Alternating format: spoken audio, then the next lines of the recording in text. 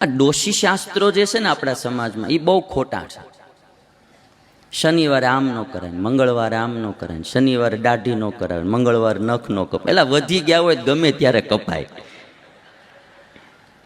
મેલ ભરા કરતો, અને કોઈ શાસ્ત્રોમાં પાછું આવું લખ્યું નથી કે આ ન કરાય. આછી ઊભું કરેલું બધું એમ, હાવ આછી ઊભું કરેલું.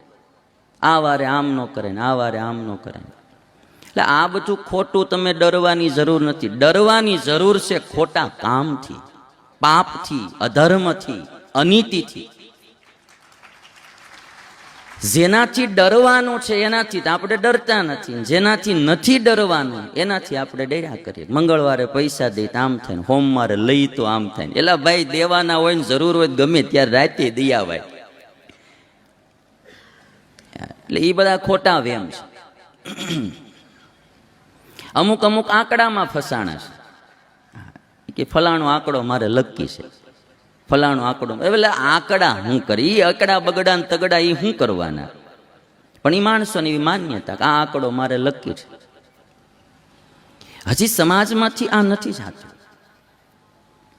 અમુક અમારા બાપુ એક હારે 4 બિસ્ટોલો મૂકીને આમ ધોવાડા ખેંચતા હોય ને તો આ તમારા વાળા પાછા પાવાઈ જાય. ચાલો બાપુ પણ કે જો તો ખરા, એક હારે 4. આપણે તો એક ન પીવાય, બાપુ 4 પીવે.